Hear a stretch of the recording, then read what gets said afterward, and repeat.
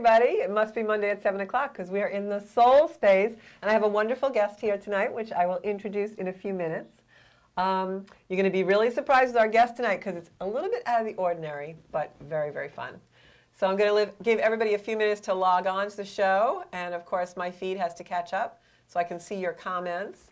So I also want to talk about the astrology tonight, but we will be putting the number on the screen so you can call in live if you want. So first, I guess I will introduce this handsome man next to me. This is Bobby Bellucci. Bobby I've known for a few years, and some of you may know him and recognize him from the local music scene. He is the keyboard player and vocalist for a band called Radio Flashback. So welcome, Bobby. Going to give you a big hand. Thank you for inviting me. And Bobby's been in quite a few bands on the Long Island music scene. And tonight we're going to talk a lot about music and spirituality and how music changes our mood and our vibration, how music can even be used for healing.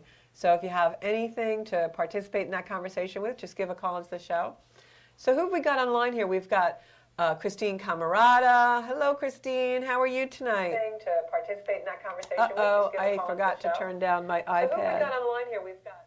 I'm hearing myself in stereo. So hey, Patricia's online. We've got Sarah. So share the video, guys, if you want. I'm going to do that right now and share that to my page right here. And give me a few minutes, and you guys can do that too. I'm going to share right now. Whoops.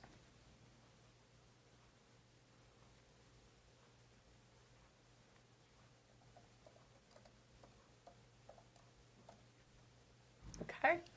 And I want to talk a little bit about the astrology. I'm going to share the show to Bobby's page too, because we want all of his fans to see us tonight. For both of them.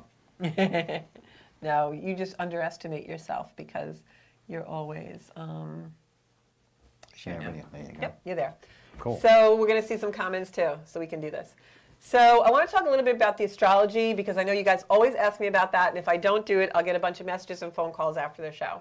So the big thing you want to watch out for this week is secrets are going to be revealed.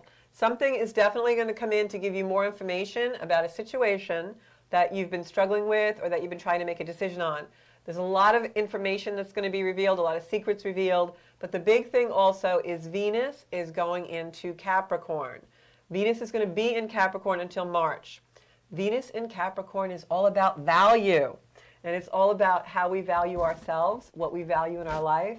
So we're all going to be making some decisions about those things, maybe changing our strategy a little bit, changing the way that we do things to be more in line with the things that are really meaningful to us. And what a great time of year to have this energy during Christmas and the holidays when we're always thinking about those things a little bit. So don't be surprised if in the next month or two your strategies change about what you're thinking that you may value the most may change a little bit. So love to hear your comments and what's going on in your lives about that. And so let's get going. So Bob Bellucci. Hi. I have the great pleasure of seeing Bobby play sometimes. I've known him for a few years. You had a band before Radio Flashback, if I remember. Immediately before Radio Flashback, it was a band called Slam. I was in a Heart tribute band. A Heart tribute band. That must have been cool. Yeah, that was a lot of fun. That was a lot of fun. And I played keyboards for Amber Ferrari, too, who's also Oh, that's right. I wanted to mention that because I know you played keyboards for her for a while. She's an unbelievable talent. She's great. She's the real deal. Is she still touring? Because I haven't really seen her. She still does shows locally, yeah. Oh, very good.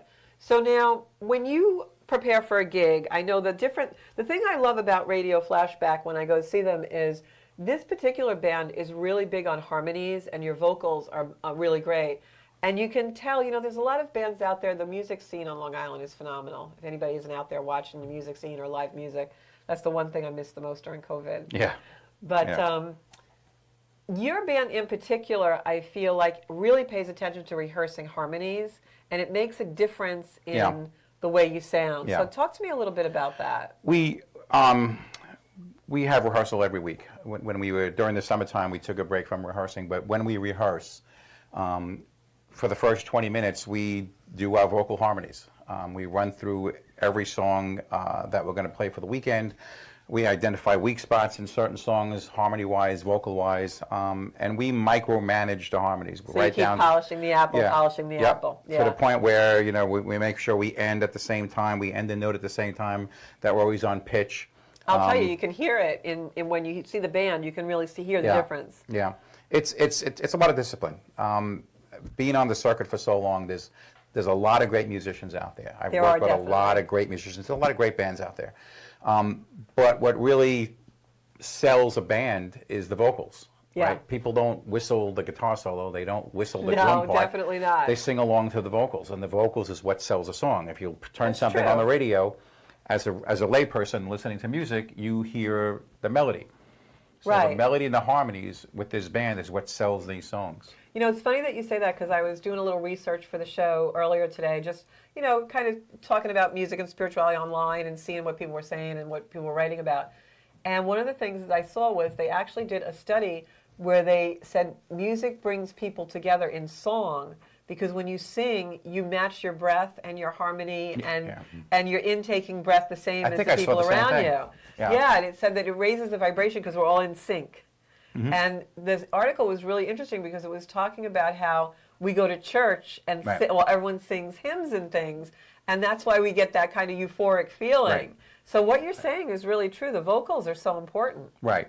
And the point you bring up about music is celebratory, right? Yeah. If you're in church, it's a celebratory act, right? It's a devotional act, but it's celebratory. People sing in a choir together. I've sung in mixed choirs. I've sung in male choirs. I've sung in a barbershop quartet. Really? And the breathing together is important. It has a lot to do, even when we rehearse vocals. We make sure that we're all breathing in the same spot. This way nobody drops out as we're holding a note. Yeah. Yeah, that's really interesting. And it's funny, the thing that went through my head as you're mentioning that is, like sometimes I was brought up Catholic, and I don't really practice the Catholic religion per se, but sometimes I'll go to church because I love the music and the certain rituals. And I never thought about it, but it's almost the same feeling when I want to go to church to hear the music as when I want to go out and hear a band. Sure. It's like that, you said celebratory. Go to a gospel church. Yeah. Oh, amazing. Yeah. You just can't stay still. Right. You know. So it's really interesting how important music is in our life. I actually looked up a couple of quotes, and some of the quotes were so beautiful I had to print them out. So this one particularly was Ludwig van Beethoven. So Beethoven, music is a higher revelation than all wisdom and philosophy. I thought that was so amazing because it's true. It's transcendent. Yeah, nothing makes you feel as good as when you hear that favorite song or that it moves so much energy. Mm-hmm. And you know, people will say, oh, something moves me, or this person moves me, or this song moves me. And what they're really saying is moving our energy into a different place. And by the same token, I always tell people, sometimes I'll have a client come for a reading and maybe they're heartbroken over something and they can't seem to get past it. And I'll say to them, well, what kind of music are you listening to? And invariably, they're listening to the heartbreak songs. Sure. So I always say that vibration's keeping you in that vibration. Change the channel. Yeah, change the channel. And I remember a few years ago when I was going through my divorce, I started to listen to country music, which I had never listened to in my life, but I started listening to it because it was the only music, because I'd been with my husband like 20 years, so it was the only music that had no memory for me. So I started listening to it just to have like a fresh perspective on my life. So I guess we really can use music in our life to change everything, right? Sure. So tell me a little bit about your background because I'm going to read. You sent me a little bit of a bio. So I know you've been playing music since junior high, which I just think that's phenomenal that you have something that's been steady throughout your whole life. So you play sax. I know you play keyboards. And of course, you're a vocalist as well. So you played in a dance band. What was that like in the 80s? Well, back in the 80s, dance music was the top 40. Yeah. Rick James, Earth, Wind and Fire. Yep, funky stuff. real funky stuff. It was a 6-piece band. We toured up and down the East Coast. And I'm going to embarrass myself here, but we wore the sequin jumpsuits. You did not. And the Capezios, the whole thing. Capezios, I wore those, yep. Yeah. I had really short hair. I had a Pat Benatar haircut. In the 80s, sure. Yeah. I'm showing my age now. Yeah, so that was a cool band. It was called Nasty. A cool band called Nasty. Nasty. Only that could happen in the 80s. Yeah, yeah, and that was actually that was college for me. That was music college for me. I studied theory in high school. I was basically hung out in the music wing in school. Band, so piano. you were like the Glee. You were on TV. Glee, yeah, you right, were a Glee right, geek. yeah. I was a music nerd. Yeah. But when I got out of high school, I played with guys. I always tried to play with guys who were better than me. That's interesting. Because I want to learn from them. You had aspiration. Yeah. Yeah. And that shows a lot about your character, because there's a lot of people who want to be the best. They want to be at the head of the room. So that really shows your dedication. Well, you know what? Music, there's all different levels of talent. You know, it's the ocean of music is extremely deep, right? So if I can swim with guys whose talent is deeper than mine, right, and learn from them, and even steal from them, you know, learn stuff that they do, copy stuff that they do, borrow. It's all derivative, right? That's the best way to learn. Yeah, well, it's true, and I think that what you said also just now really hits the nail on the head. That music is so derivative, right? And like that's why even myself, like I never listened to country music before in my life, but it had a purpose at one point. So you never know where you're going to end up. So I'm going to see some of our comments. If anybody has any questions for Bob while you are watching, just Pauline Brenner says glad for this topic.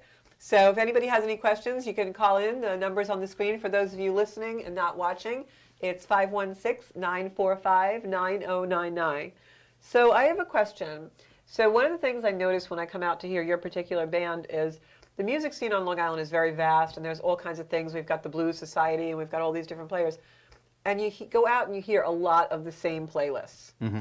But you guys really have a little bit of a different playlist, and some of the songs that you choose are really, I won't say obscure, but obscure in the playing of them for local bands. Sure. And I watch the audience, and I can see that they're just eating it up. So how do you guys do your song choices? Like, where do you pick this from? It's like giving birth. It's very painful. You know, the criteria is, first of all, we have to be able to sing and play the songs. Right, yeah, of course. We're only 4 pieces, so we do a lot of heavy lifting. There's only one guitar. Right. There are songs that have orchestrated parts. There are multiple vocal parts. So that's, you know, first criteria is can we do it, can we pull it off and perform it at a high level? Right, can we do it to make respect for the music? Right. Yeah. And then beyond that, the main thing we're looking for is how popular it was the song. Right. You know, we're playing to a demographic, we're all in our 50s and 60s. Yeah, speak for yourself. Yeah, right. 40s, 30s.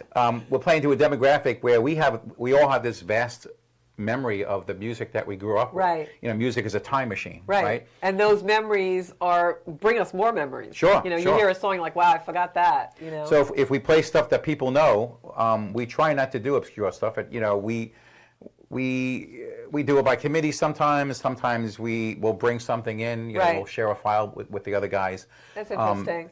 And it has to be stuff that's in our wheelhouse. Right. And the stuff that's in our wheelhouse is guitar-driven stuff with a lot of vocals. Right. Yeah, I know you do a lot of Foreigner. Music. Yeah, Foreigner sticks. Yeah. You know, yeah. Doobie Brothers. Yeah. When I was first approached to play with this band to audition, I was kind of like, another classic rock band. I've done it to death. I really don't want to do it. Tired of it. And then the drummer, actually, who I went to school with, said, "Look, we do this. We do Foreigner. We do Styx. We do this." And like that's the stuff that I grew up going to rock clubs and watch those bands play those songs. I'm like, that's the stuff. You know, I always wanted to do that stuff. I was saying to my girlfriend the other night, I said, remember when we used to know guys who wore leather pants and wore eyeliner? I'm like, I guess we don't have that anymore. Yeah, we had a pair of leather pants today. Right, we chased after quite a lot of leather panted eyelinered guys in our days. It's a lot. Now you want a guy with a job. Right, exactly. Now we just want somebody who has all his teeth and hair. So anyway, times change. But I was going to say to you, who else is in the band? We got to name your members at least, give them a shout out. So on drums, who is that person? Drums is Tom Pantaleo. He's actually an on-air personality for WBAB. He's Rocky on BAB. Rocky on BAB plays in Radio Flashback, so if you're fans, you know where to find him. Tom and I went to school together. I was a couple of grades ahead of him. We played in a couple of bands together prior to Radio Flashback. But that must be a beautiful thing to be able to play with somebody you've been kind of playing on and off with your whole life. Yeah, it's cool. You know, but both from the same hometown, yeah. West Babylon. Shout out for West Bab. Shout out for West Babylon. We both went through the same music program in West Babylon. And he's a good guy, and he's a great singer. Not only is he a really good drummer, but he's a great singer. He's got a great voice. And who else is in the band? On guitar, we have Steve Pizzatti. Steve is the consummate salesperson. He has a lot of connections. He worked for Sam Ash and still works for Sam Ash for many years.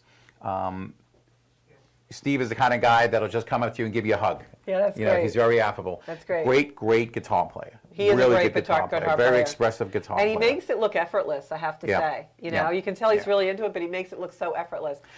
And who rounds out the group? On bass guitar is Paul Blomstrom. Probably raw talent, probably the most talented guy in the band. Yeah. Just a great singer. You're also talented. Thank you. But Paul is just, I stand next to him every night and I get to listen to him sing, and it's such a treat because he is phenomenal. And one of the things that's really comes through to the audience, like just talking about energy, is you can tell you guys have a bond, and there's an energy among you while you're doing it that you just love what you're doing. Oh, yeah. And so it just like emanates out, and I watch, like sometimes I have a habit, because I'm into energy, obviously. So like a lot of times when I'm listening or watching, because I watch music as well, because sometimes I feel like I can actually see the music. I know that's weird. But it's funny you said that, because I say the same thing. Do you? Yeah. Oh, it's so weird, because I never heard anybody else say that. But sometimes I will like stand by the stage and you'll see me just like watching, because I can like see it happening. It's just weird, but not to me, but to everybody else. But anyway, like one of the things I notice with that energy is it just moves the crowd. Because one of the things I do, as I was starting out to say, was like I'll watch the band, but then I always turn around and I watch the audience because I want to feel the energy. And it's like a wave that goes out from you guys and comes back in. Yeah. Do you feel that when you're on stage? Absolutely. The energy is reciprocal. Yeah, that's a great word for it. I've done gigs where like there might be 15 people in the bar, and it's a terrible night, and it's really hard to play. Yeah. It's hard to sing. It's hard to move around. It's really hard. With any gig that we've done this summer where there were hundreds of people in a venue, the energy just comes right up to us. Right, and that makes you guys play better, I guess. It makes it so easy. Yeah. It's almost like being levitated. It's like a boomerang. Yeah. Yeah, it's like or an infinity symbol, like a figure 8 almost. Exactly. Yeah.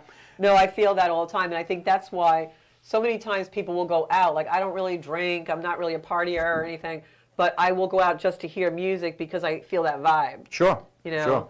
So now, how do you feel about current music? Like what's going on in the music industry? It's almost like talent is there, but it's really kind of manufactured. Like, do you listen to any new artist? You know what? I listen to a lot of alternative stuff. Okay. WFUV plays some really cool stuff.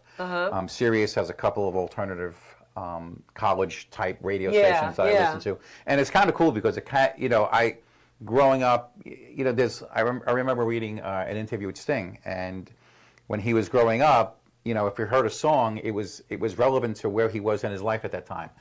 Going to school, breaking up with a girl, right? Yeah, of course. So whenever I heard that song, it kind of just brought back these memories. And what he said was at some point, music became irrelevant to him with regards to bringing up those memories. And he just heard the music, kind of, or he just... It just really didn't resonate with his life anymore, and I kind of feel that way. Saying. Yeah. If I hear something on the radio, if I even bother to listen to the radio anymore, I really don't get it. Quite honestly. That's true, actually, and I call that. I always say, well, I finally hit a generation gap. Yeah. And so, like in my own home, I play a lot of meditation music. I play a lot of spiritual music. In the car, I don't play that, but in my home, it's kind of like a sanctuary type feeling. And I feel like that's the vibration there, you know. Right. But when I do, like even, I used to be a big follower of things like the Grammys and things like that. And I don't even know who any of these people are anymore. I just can't relate. I could not name one current artist other than some of these alternative bands. Yeah. It's just... The way music, the way music is composed, apparently you can do it on TikTok now. Right. There's no support from record companies. Yeah.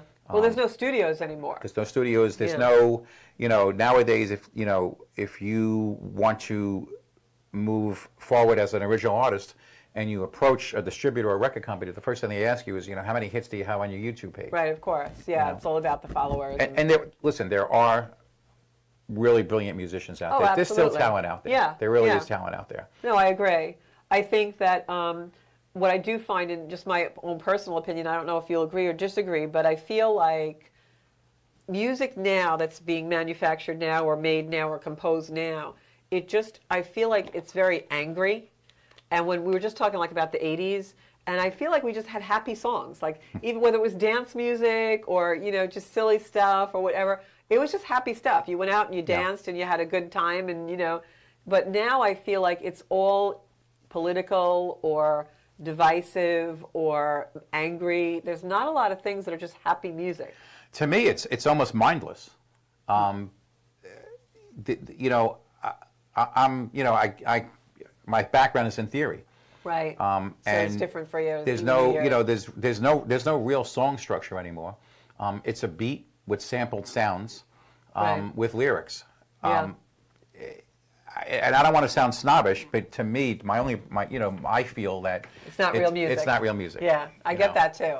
There has been a de-evolution in music over the past 100 years. If you look at the music that our parents listened to, my father grew up listening to jazz, and that's what I listened to as a kid in my parents' houses. I remember my dad, they had the stereo that was like the piece of furniture.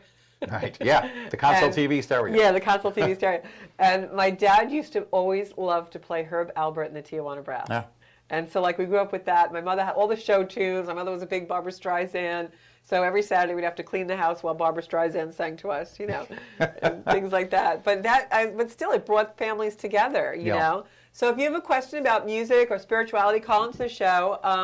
I just saw a question before that Pauline was asking about a soul song and a vibe at a universal frequency. So I want to answer that. I don't know if you'll be into this, but a few years ago, there's a gentleman who we're going to have on the show also. His name is Rick Bader.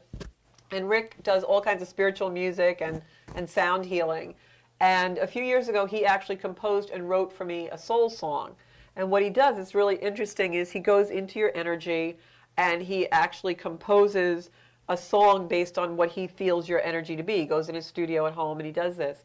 And I have to tell you, when he gave me the recording of my soul song, Pauline, it was so in resonance to my vibration at that time in my life. I used to play it and meditate with it every day. And it actually brought me to a different place. I was really in a place of detriment then. And listening to that soul song, that vibration that was resonating with me, really gave me enough of a message that brought me into a different vibration. So if you can find a healer or somebody, or Rick Bader, you can look up him online, you definitely can have someone compose a soul song. Now, the second part of your question was, does it match the Schumann or the vibration of the earth? I don't think that, but we're going to have Phoenix Green on the show on the 22nd, and he's going to talk all about the Schumann resonance. So we'll do that then. But I would think your soul vibration or your soul song is going to be something that's unique to you, because no two souls are alike, right? And I can only equate it with just vibration in general. Mm-hmm. Sometimes when I meet people, I'll hear a song, and I call it spirit radio. Or I'll wake up with a song in my head, and I know Spirit's giving it to me while I'm sleeping. And I'll, a certain song, I'll never forget, certain relationships. I meet someone, even a romantic relationship, and as soon as I meet them, that song's in my head. I don't know where it comes from. And then every time I'm with them, I keep hearing the song, Right. And always, if I go and I really listen to the lyrics or something, there's a message there. Yeah. So I just feel like music has some kind of an off-planet vibration that we're given message through. I'm glad you answered this question, because when you read soul song, I'm thinking Motown, James Brown. Yeah. That's okay. That is Midnight a soul Hour. song. That is a soul song. I believe that it's my belief, whether you're an artist who paints or draws or does sculpting or music or has something creative come through an instrument, whatever that instrument may be, it's my belief that it all is channeled through a higher power. Mm-hmm. And so whether it's soul music, like we think of soul food music, or a soul song, which is a vibration of your soul, put to music, it's all created to bring us to a place that we're meant to be. Yeah. And so in that, it's all commonality. That's the way I look at it. Because I know in my life, music has made such a huge difference at different times, like you just said. Yeah. And I think it's so wonderful that you have this gift and you've had it your whole life. And who knows where else it's going to bring you. It's so exciting. It's been, it's been the one constant in my life, relationships, jobs, friends. Yeah. Sometimes they're fleeting. You can count on one hand, your best friends who you've known all your life. Yeah, that's true. But we come full circle, right? Right, correct. We start out with a couple of friends. We have all these people, Yeah. and then as we get older, we like come back to the core. Your circle shrinks, right? Yeah, yeah. Right. And so do your horizons, unfortunately. It's kind of good to keep your horizons open. Yeah. But for me, the one constant in my life has been music. It's always been there. It's never left me. And that's been a comfort for you as well Absolutely. as a joy. Yeah. Yeah, it's a constant. It's always there. I know that it's always going to be there. Isn't that beautiful? You're so lucky. You're Thank lucky you. to have it. You really are. That's a blessing for you. So you did something right in one of your other lives. So Rose Paris Gondola. I That's can't Rose. say that. I know Rose. We went to elementary school together. Oh, did you? Hey, Rose. Reminiscing with Bobby here. So she said her dad played Herb Albert, too. So I guess that was big in those years. Yeah, definitely call in if you want to, Pauline. We're here. We're all talking. Gira Marina O'Brien's here. Hi, Gira. Everybody says they're glad for this topic. My comments are not feeding all the way, so if you have comments, just call in, everybody. So I'm going to do another quote. This is Andrea Bocelli, who happens to be one of my favorite. I love to play him when I am cooking Italian food on Sundays. Of course. He and Frankie, because I grew up that way. Remember you'd have I grew up in an Italian family, and you'd have the 12-hour dinners. Mm-hmm. Like the 12 Starting at 1 o'clock. Right, exactly. And all the aunts and uncles came, and you sat at your dining room table the whole day. No one moved, The kids had a kid table in the kitchen. And we'd sit at the door and listen to all the stories. So Andrea Bocelli this is his quote. We use music to say things we could never say with words. Perfect. It's so true, Perfect. right? Yeah. How many mixtapes did we get in junior high? Mm-hmm. It's amazing. You can always find a song that's relevant to whatever situation you're in. Absolutely. At any time. Yeah, absolutely. Yeah. I remember when I started dating again after being in a long relationship, and the guy gave me a CD. This was going back 2014, and I was the first time anyone had done that for me since I was a kid, But he used to travel a lot, so he was leaving on a trip, and he left a CD on my night table. And up until then, the guy, he was a nice guy, and we were getting to know each other. When I listened to that CD, that was it. He had me after that. I was so in love. It was so music really does work. Could have gone either way. It could have gone either way. If I was Milli Vanilli, it would have been I am taking his call again. But but so true. And this is Gottfried Leibniz, who is a mathematician and a German philosopher, says, music is a hidden arithmetic exercise in the soul. So if you study theory, you would, yeah. Music is math-based. It's mathematical. Right. Right. And vibrations reading, and beats. yeah, the octaves and all that. Yeah, I don't never really grasped that, but. Well, notes vibrate at a certain frequency. Right. A is at 440. Right. Right. So it's all mathematical. When you break down music, it's beats per minute. So that's why they're using so much sound for sound healing, because what we're finding out in the spiritual world is that everyone has a vibration. So what I equate to, I do a lot of healing work with cancer patients, and it's when we're sick, we're in dis-ease, right? Mm-hmm. Disease is dis-ease. Right. So when we're sick, we vibrate really low. If you have a cold, you're oh, even you even talk low, your octave, whatever it is, right? But as soon as you find something joyful, you're oh my gosh, you just feel different. So it's your megahertz, it's your vibe. Sure. So when you're sick and you're vibing low, if you can do things that raise your vibration, mm-hmm. it dispels the dis-ease. And music helps that. Exactly. Yeah. It moves the energy into a higher vibration. So so when I did the little thing about the, you blurb on when you post and you talk about the show, I was doing the promo, and the song that came into my head was American Pie and Don McLean, and Can Music Save Your Mortal Soul? I had a feeling that's where you got it from. Yeah, because Spirit gave me this song in my head. Spirit communicates with Spirit Radio. So it was so funny, and I was thinking about it, and I never really thought about that lyric before. And when it popped into my head, I was well, of course it certainly can, because I know music has saved my soul, right? Sure. So can you think of a time in your life when you were open to a new genre or a new thing of music, and it was just something that totally took you completely off guard, like an artist or someone that you... God, it was so many times. Was it really? Yeah. Well, even now, over the past couple of years, I have been listening to a lot of alternative stuff. Yeah. What's interesting is that I hadn't listened to any contemporary music for a long time. Right. And then just turned on FUV one day because I was driving further into the city. Yeah, I got to check that out. And I was like, wow, this is cool stuff. A lot of it is rock based. Yeah. So it's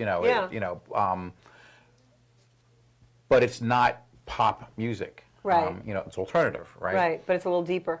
Yeah, and there's this whole universe. There's this whole another biosphere of this music, alternative music. That's interesting. And it's kind of cool because a lot of the songs I've never heard before, but I like them. They still resonate. Yeah, right? It's something new It's that you can relate to. Right. It's almost like that thing that makes you feel young again when you first time you heard a song. Right. Back in the retro. day. Yeah. Yeah. So Sarah said that she just recently went through her song library, realizing it was kind of stuck in time and needed to update it. And she also found, gotta get that back. And she also found herself skipping a lot of songs because they reminded her of something that she didn't necessarily want to be reminded to. Yeah. That's true. That's how things go like that. Yep, that's the energy. But it's good that you realized it. Yeah, so it was very healing because she said some of the songs really brought back things she wanted to honor. Sure. And I do that oftentimes. I have a big bucket of CDs still, and I'll pop one in once in a while. I still do actually have a CD player. I'm in the process of trying to get them all on my, iTunes account. But I use that as therapy. Like I'll take a portion of time because I always feel sometimes when we're going through things now, if you really think about it, it's parallel to something you went through before in your life. Sure. So it's like this Right. energy line. And sometimes when I start to listen to the music that I would listen to at that time, it brings me to a different place so that I can actually reconcile it. Yeah. Yeah. Music is a time machine. Yeah, it right? really is. You just, turn on the song and you step into the time machine and it brings you back to where you were when you heard that song. Right. I remember going to 89 North one time. Yeah. And there was a Pink Floyd band playing, really good band. And I'm standing in this rock club, shoulder to shoulder with everybody else wearing blue jeans and leather Right. coats, and listening to this music. And I'm like, wow. I mean, I felt like I was 18 years old. Yeah, again, that happens to standing me a in the lot. rock clubs, watching the watching Yep. the band. It's Yep. so cool. It is funny. I know one of the guys from Queensryche is going to be at Stereo Garden. Oh yeah. And some of my friends are like, do you want to go? And I'm like, I don't think I can handle it, right? But another decade ago, I probably would have done, Yeah. So funny. But I know most of you out there don't even know who that is. So anyway. Who's that? Who is that? So who is your favorite artist of all time? You had to know I was going to ask this. I can't answer that. I can't give you one favorite. There's just so many. Yeah. There's just so many. I come down on both on a lot of different genres of music. I know Stevie Wonder is one of your I love Stevie. your music Earth, gods. Wind and Fire. Yeah, I love it. I had tickets and they canceled. Earth, Wind and Fire. Yeah, they were supposed to be at the beach this summer and they canceled the concert. Chicago. I mean, I can go on and on and on and on. Toto. Yeah. There's a lot of progressive. Rush. If Yeah. you force me to name one band, here it is. It's Rush. And a lot of people don't like them. I know. Yeah. I don't care. Yeah. No, I always liked them. I love Rush, and I was a big fan of Neil Peart. He wrote all the lyrics for the band. But when I would watch interviews with him or read his interviews, he's a nerd. He was a geek like Right, me, right. and I would just feel I felt like his voice was in my head when I used to read his interviews. Oh, that's interesting. I'm reading one of his books right now. Yeah. Ghost Rider. He's just so that band. If you had to pin me down, That would be one of your top 10. yeah. Oh, absolutely, Very for sure. cool. Very Yeah. cool. So if you could perform anywhere in the world, where would you go? Where would you perform? Like what did you fantasize about when you were in that junior high theory class? In front of a really, really large, at a real large venue, in front of a lot of people. So just pick one. Madison Square Garden. Yeah. Barclays. Yeah. Jones Beach Theater. Okay. Any place there's a lot of people. Yeah. When I joined Radio Flashback, Steve asked me, what is it you want to do? And I said, I want to play in front of a lot of people and have a lot of fun. Now tell me a little bit about the future because I know you guys are planning a lot of stuff. What's going on with the band? We're setting the table for 22 right now. I really can't divulge too much stuff, Right, but but big stuff happening, I hear. yeah, we have a couple of venues that we still need to conquer here on Long Island, which we're working on. With, we're very good at networking. We have a lot of strategic partners. And you've all been in bands before, so Yeah. you all have that network. And there might be some traveling Oh, interesting. in Very our good for future you. for next year. I can see that. I think Yeah. you definitely deserve that. Good Yeah. for you guys. We're developing a show that we're gonna have some agencies sell to theaters and larger venues. Very nice. Like a radio show. Yeah. Where we'll cover a few artists, 2 or 3 artists in a show. That sounds like fun. Yeah, and it's going to be kind of like a radio show. Yeah, that sounds fun. Yeah. I'll be there. Everybody has to come. Gotta Gotta come. see the Radio Flashback Band. So where are you appearing like next weekend? You have any gigs coming up? We're playing at Anthony's on the Lake. That's Lake Ronkonkoma. Right, Lake Ronkonkoma. Windows on the Lake. It's the little restaurant inside. Yeah. Great place. Yeah, and they feed us. That's always good. Free food. Yeah. Not for you guys though. So is that Saturday? That's Saturday, yeah. Okay, Saturday night, Windows on the Lake, be there. And you can always like Bob's Facebook page, Radio Flashback. Please, please do that. You got to do, everyone be fans, okay? Anybody have any questions for Bob? Holly Bruno says, music transcends time.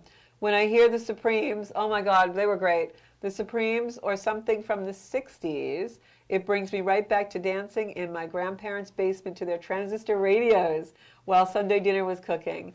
If I hear Boston, I'm back in high school. Always. Those opening chords of any Boston song immediately remind me of like just hanging out on the football field when we shouldn't have been. And I remember being amazed at that first album. Like, where did this sound come from? yeah, it was because really, it was it's nothing like the coolest like it. thing. I remember Yeah. when, well, now I'm really dating myself. I remember when Fleetwood Mac came out. That was like tremendous. I mean, it was like unbelievable. Like the way everyone just gravitated towards them. Mega stars. Talk about transistor radio. That's what I used to listen to Fleetwood Mac on. A little Oh, really? round transistor radio. Oh, and how the first funny. Fleetwood Mac song I heard was Rhiannon. Yeah. And the lyrics, Stevie Nicks, I love to watch her interviews. I just always felt like she was such a mystical, spiritual Yeah. person. And she's so talented. I've seen her live many, many times.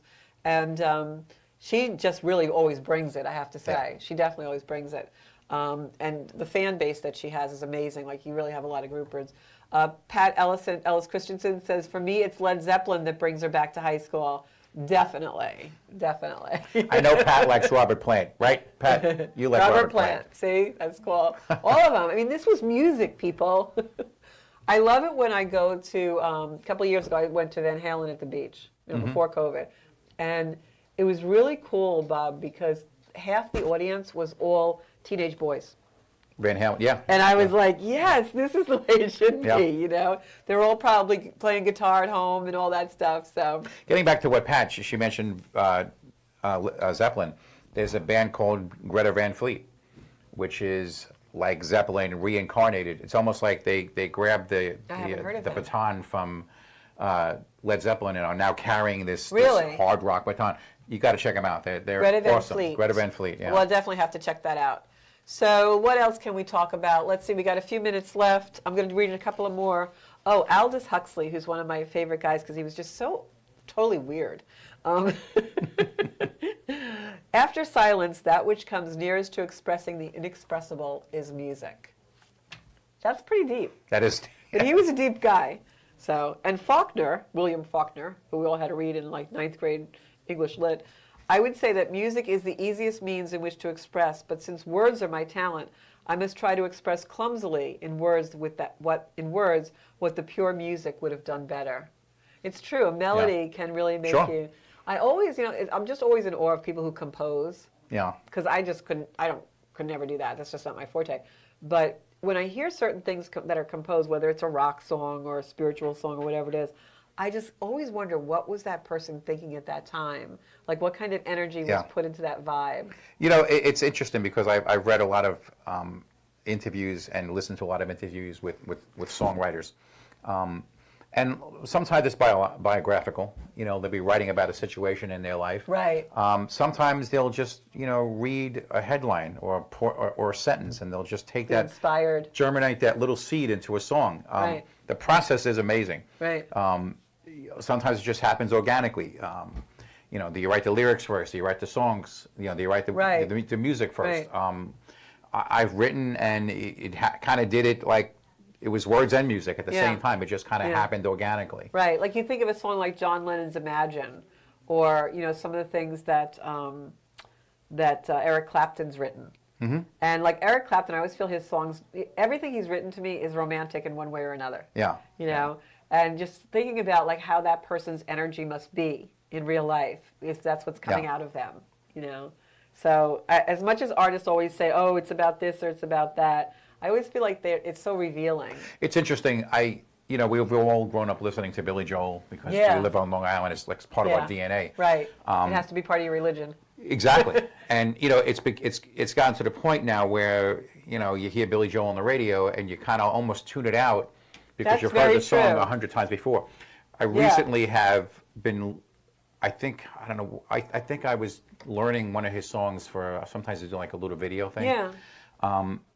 You had to do it for something. I kind of dug into his catalog a bit, and his lyrics are quite profound. He really he is a great lyricist. Right. I mean, obviously he's a great piano player. I think it's like you say, they almost made him cliche in some ways because they played him so much. Sure. And it was like you weren't allowed to dislike him, you know, locally, especially. You kicked off the island. Right. So part of us wanted to rebel against that, right. You know. But it's true, like New York State of Mind, if you listen to those lyrics, I always thought that was such a beautifully written song. Yeah. And you can picture like the sensory that it brings you in your mind when you listen to that song. You can picture it all. I recently dug into An Innocent Man, which is the title track from that album, and it's a very simple song. It's so it's 2 chords. Simple, the yet verse. the message is very complex. Yeah, the message is. It's almost like a therapy session. Yeah. You know. Yeah. So here's this guy just write a very simple song, and he says it all in 3:05. Right. It was one of those songs that kind of I was at a point in my life where like, yeah, I get this. Okay, I get it. Yeah. Great song. Isn't it true? Like sometimes you can listen to a song 50 times, 100 times, and then all of a sudden you get it. Yeah. You know. So, but you just meant to in that moment. You know. What was I going to say? Somebody else was just saying something about. That the rhythm and music, Susan Newman says, it helps her detach from the stupid stuff that is useless. Very true. Hi, Susan. Brings you back to reality. You got a lot of fans on here, Bobby, tonight. I got to tell you. All the ladies love him. So, so don't have a lot of comments tonight. That's okay, because we're having fun. I'm enjoying our conversation. This is fun. So I'm not even nervous anymore. That's good. See, I don't bite, right? So love these little quotes. So William Merrill says, there is nothing in the world so much like prayer as music. Very true, right? Music could be prayer, right? Yeah. Sure. Definitely. I think there's some songs that we sing over and over and over, and they almost become something that we worship. Right. So that it becomes our vibe. We're actually, the lyrics we're singing, we're trying to bring that energy in. Did you ever spend your entire day with a song stuck in your head? Yeah, I call it an earworm. I think that's what they call it, right? Yeah. Because I'll wake up with a song in my head. I call it spirit radio. And when I was first really embracing like my ability to read and heal and be psychic and all those things, I would wake up with these songs in my head, and I would think, oh, I must have heard it on TV or I must have heard it on radio. And then I realized I probably hadn't, because some of them were very obscure. And I would go to Google and look at all the words. Mm-hmm. And the words always held a message for me about what I was particularly working through or trying to understand in my life at that moment. So I knew that spirit was definitely speaking to me, or my higher self or my subconscious or something was speaking to me through these lyrics and songs. And so I actually started to keep a diary of it, because it was actually a big part of my opening to understanding things and becoming involved in my life was these lyrics. Mm-hmm. And the really amazing thing about that was, it was like in The Wizard of Oz, there's no place like home. These lyrics had been there all along. Right. But I didn't know it. Right, that's right. Well, they didn't resonate with you at that particular, at any other particular time, except at that point. Right. Yeah. So I always find a lot of things in life are really, it always comes back to The Wizard of Oz. If you read that story, it's like that we're all on that yellow brick road. Thank you, Elton John. And like, and it's all, okay, I'm home again. I've met a few people that were just angry that the house fell on their sister. That's all. I couldn't understand when I was a kid because I told I was brought up Catholic. So every time the house would fall on the witch and Dorothy was in it, I would not understand why Dorothy didn't feel guilty for killing the witch. But didn't she feel bad when she came out of the house? She saw the little feet curl up. I don't remember that part. So I always just think, man, Wizard of Oz has no guilt. I wish I was like that. You know, Dorothy has no guilt. I should be more like Dorothy because in the Catholic religion there's a lot of guilt. So then I became an Episcopalian because that was like, no, I became, an Episcopalian because that was Catholic light. You didn't have so much guilt. And then I finally That's a great way to put it. Right, and then I finally made my way to like this Christian Buddhist thing I am now. I don't know. So just worship the light. So, so Christine Camarado says she wakes up with songs in her head too. See, it's a message for her. I believe the same thing, Christine, so we're on the right page. You know, sometimes the same thing happens to me, and I go through the same process. Like, did I hear this song yesterday? Well, look up the lyrics, because they're talking to you, Bobby. Sometimes it's not even the lyrics. Sometimes it could be the ending of it. I remember there was an Aerosmith song that I woke up, it was the end of the song. Yeah. The last 3 or 4 chords, and I didn't know what it was, and it was making me nuts. Like, so you had to go to Google it. Why would I didn't know what to Google. How. Yeah, you didn't know how. So I just had to keep, like, it was playing in my head, the end of the song, and then Steven Tyler wants you to come visit. Okay, yeah, I would definitely hang out with Steven. Aerosmith has a very big place in my heart. I don't know why, but Aerosmith is just like, I feel like I'm connected to them. When I was a kid, I wanted to be Steven Tyler. Really? He was my first, like, rock star guy that I idolized. Because I would go see Aerosmith in concert, and I'd pretend he was singing only to me. You and about every other woman in the entire arena. I was like, no, it's Steven Tyler. It's my Steven Tyler. You don't understand. It's my Steven Tyler. Goofy stuff. But then I used to actually, when I was like real preteen, like really young, I don't even think I was a teenager, I used to change my shirt to a pretty shirt and do my hair to sit in front of the TV to watch David Cassidy and the Partridge Family. So I definitely was a strange child. Wow. So you thought maybe he'd see through the TV? Yeah, I was like warped or something. Okay. I don't know. So that's how much music has played in my life since the beginning of time. So when you were a kid, what bands did you follow? Did you also like go step out of the norm? Were you ever into classical when you were a younger kid, or? Well, jazz. Yeah, you said, right. Because I played sax, and my father, this is a funny story, you know, they send you home in 4th grade, you know, and you have to pick an instrument. Pick an instrument. And I wanted to play drums. And my dad, he wasn't a musician, but he definitely had music in him. About the drum kid coming. Yeah, so he liked saxophones. He used to have this S-shaped lamp, right? And when he took the shades off, and he would make believe he was playing a saxophone. So I remember how he sold it to me. He goes, if you want to play drums, you're going to have to wait to get on the kit, you know, behind all these other guys. Play saxophone. You can play it all the time. Like, okay, all right, whatever you say. So he manipulated you because he was tired of playing his lamp. He was tired of playing his lamp. But when I was in the jazz bands, he would take me to rehearsal, every rehearsal, and he would sit there and listen to the band play. And he knew every song. Yeah. He knew all the artists. He was like an encyclopedia. That was a great connection for you to have with your dad. It was great. It was really cool. That's so beautiful. My first exposure to music was through him, and it was jazz. And then all the Italian stuff, you know, you talked about Sunday, right? Yeah. We used to listen to Joe Rotolo in the Italian hour when my mother was making the sauce and the meatballs. But my first exposure was jazz. As far as bands that I followed as a kid, Aerosmith was, again, that was my first rock band thing. Yeah. Elton John, Kiss. Remember the Columbia House thing where you'd send in your penny, dollar or whatever, and you got 12 records? Yeah. So, you know, all the bands I mentioned, Aerosmith, you know, Kiss. Yeah. Thin Lizzy, you know, they all came with, you know, for a penny. Yeah. You know, and that's kind of was my first exposure to like the rock side of music. I got exposed because I'm the youngest of 5 children. Who would have 5 children now? I don't know. But I'm the youngest of 5, and so I got all the hand-me-downs. So I had a really eclectic, weird 45s. I had all the 45s in the little 45 case, and I had everything from Chicago to the Beach Boys to like real 50s music from my really older brothers and sisters, because they're like a lot older than me. And that's how I learned to like everything. Yeah. Because I just, whatever they handed to me, I don't want this anymore, and they gave it to me. Well, you become well-rounded, right? Yeah. And I remember every afternoon running up the stairs after school and playing my little 45s, and I thought it was the hottest thing ever because they were giving me their handoffs. You got to get that thing in the center of the record, though. Yeah. The only thing I never got was any Beatles. They held on to those, so. Of course. But it was pretty fun, I have to say. So I just want to thank you so much for being on tonight. It was such Again, a great, thank you for having me. a I had a great lot of fun. conversation. And I want to say definitely the spirituality with music cannot be topped, because out of anything in life, I think that is so important. Yeah. I often think to myself, if I was ever put in any situation where you just couldn't have music, I don't know if I would survive it. Yeah. Who would want to live in a world without music? No, it's like that Footloose movie where you couldn't dance. That was COVID. That was last year. COVID. We used to play at clubs, and people wanted to dance. Like, you can't dance. Right. And it was like being in the movie Footloose. Right, it was. It definitely was. Where's Kevin Bacon now? I want to know. So check out Radio Flashback Saturday night at the lake. What is it? The Anthony's on the Lake. Anthony's on the Lake. Sorry. And a couple of other little facts. We have a few minutes left. I just want to see. Wait, got to check my comments. A little bit of everything. Sarah says she got all the Youngest of Five stuff too.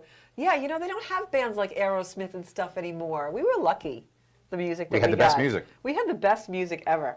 I wasn't too crazy about 90s music for a while there, but even then, like Marky Mark and the Funky Bunch, I mean, it was fun. I don't know what that is. What is that? Mark Wahlberg. I'm not kidding. Okay, so I'm going to give you one last fact. It says listening to music that matches your mood can also be helpful in releasing emotional tension. Now, we all know we have a lot of that in the world right now, a lot of division and everything. Listening to sad songs can make you feel sad and encourage the feeling of being understood and connecting to other humans on a deep level. So try and raise the vibration. Don't listen to the sad stuff, and that will connect us all. And if you have some time, you get out, hear some live music. The live music scene on Long Island is fabulous. Who's your favorite band other than Radio Flashback? Wondrous Stories. I love Wondrous Stories too. What a talented bunch. I had Mark Bonder on my show like a year ago. I'm going to have him on again. He's a Reiki master. He does a lot of stuff. The thing I love about Wondrous Stories is they have no set list. Right. You call it out, they'll play it for you, and they do it pretty well. Really eclectic group of guys too. Kenny is a good guy, and if I can pitch one thing, we're going to be playing with Wondrous Stories at 89 North in February. I don't know the exact date, Oh, well, but we're going to be doing a show one. with them at 89 North. Yeah. That will be a fabulous show to definitely watch that show. 89 North with Wondrous Stories and Radio Flashback. That's going to be a sold-out bill. So we're going to find you there on Saturday. Any other big things coming up, Bob? Well, if you go to our website, you can find our schedule. It's radioflashbackband.com. You click on the tour little tab, and it'll direct you to our Facebook page, which has our entire calendar. Everybody's saying they love this show, that you were great, and what a great show this was. Oh, thank you. Thank you. So we're going to say goodnight. Thank you, everybody. Next Monday, I will have on Gina Califano. Gina is a healer. She is specialized in essential oils and all kinds of natural health and wellness, so definitely stay tuned for that. And you guys all know where to find me. You can find me on Zencuda.com on the web, Zencuda on YouTube, and of course my Facebook and Instagram. My Facebook is Georgia Rose Zencuda, and Instagram is Zencuda Official. Thanks so much. I love you all. This is the energy I source my life from. So thank you so much. We'll see you next week. Bye-bye. Bye.